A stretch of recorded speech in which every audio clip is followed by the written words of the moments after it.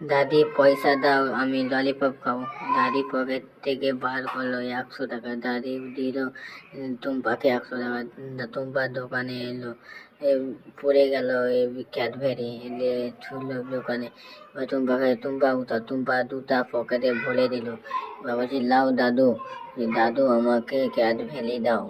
এবার দাদু টাকা দিল, দাদু ক্যাডবেরি দাও। এবার দাদু ক্যাডবেরি, এখানে টিকিটটা উঠাও, তবে যেটা পাবা ওটা তোমার। এবার নিল, টুম্পা নিল। বাবা দেখছে কি পাচ্ছে টুম্পা।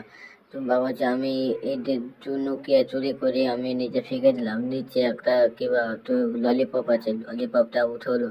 ললিপপ বলছে আমি ললিপপ পেয়ে গেছি, দাও আমাকে। দাদু এবার নিল, দাদু এবার দেখছি না ললিপপ পেয়ে গেছে, হ্যাঁ তোমাকে দিয়েছি, নাও এই তো লাও তুমি ললিপপ। বাস এবার চুরি করে একা টুম্পা খেয়ে নিল। লাইক আর সাবস্ক্রাইব করে দাও আমার ভিডিওগুলো ভালো লাগলে লাইক সাবস্ক্রাইব করো।